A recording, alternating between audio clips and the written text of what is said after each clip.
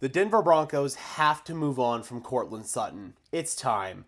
Now that we've started off 1-4, the Denver Broncos have to realize where they are, and it's time to embrace the rebuild. It's time to embrace this team moving forward, tearing down to the studs, offloading some of these expensive veteran contracts and offloading players who, quite frankly, aren't producing at the level that they are paid to produce at. We've already seen a bit of that with the decision to move on from Randy Gregory. We were obviously able to at least get a 6th round pick for him in that trade. We'd also had to send a 7th round pick to the San Francisco 49ers to get it done.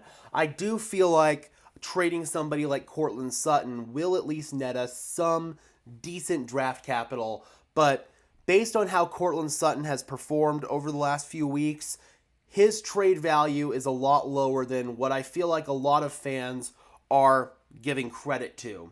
At the end of the day, Courtland Sutton has been borderline a liability at times out there.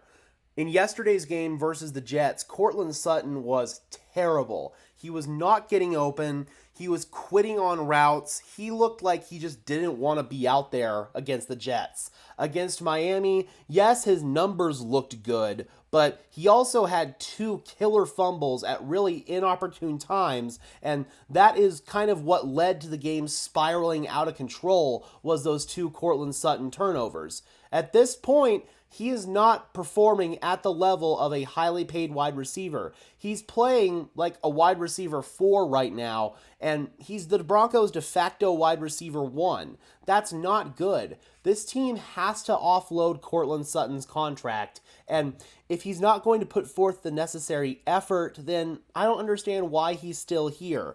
We have to come forth and look at the financial ramifications of potentially moving on from Courtland Sutton.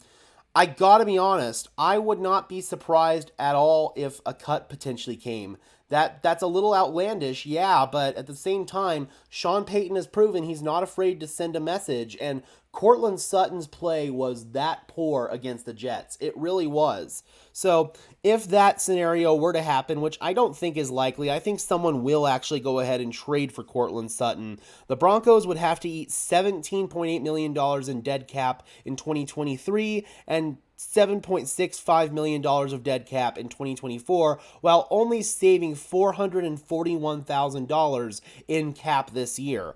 So if they were able to facilitate a trade, though, they'd only have to eat $3.825 million in dead cap this year, $7.65 million in dead cap next year, and they would save $14.4 million against the cap right away.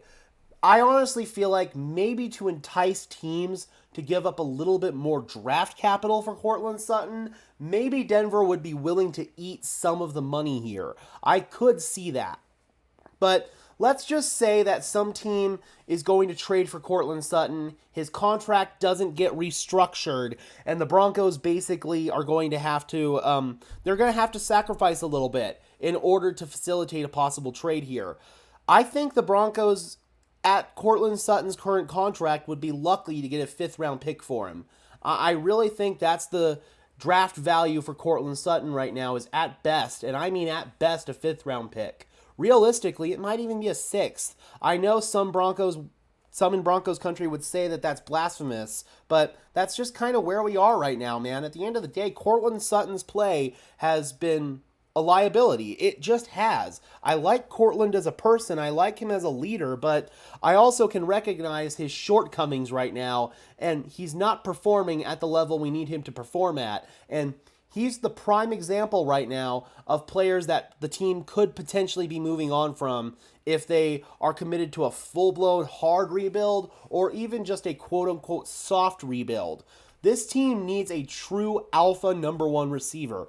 We have not had that since prime Demaryius Thomas, or you could even argue prime Emmanuel Sanders as well. But we have not had that true alpha number 1 receiver since then, man.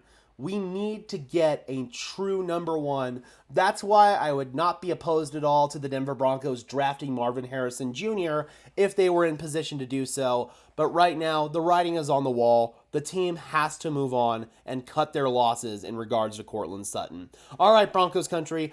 Would you guys agree with me? Do you feel like the team does indeed need to move on from Courtland Sutton? Drop those comments down below, guys. I would love to hear your thoughts, as always. Be sure to leave a like on this video, as well as subscribe and ring the bell so these videos appear in your notification feed. I would really appreciate it, guys. Those are two free and easy ways to show your support. Helps tell YouTube's algorithm to push us out, and helps us get seen by more and more members of Broncos country, just like you and me.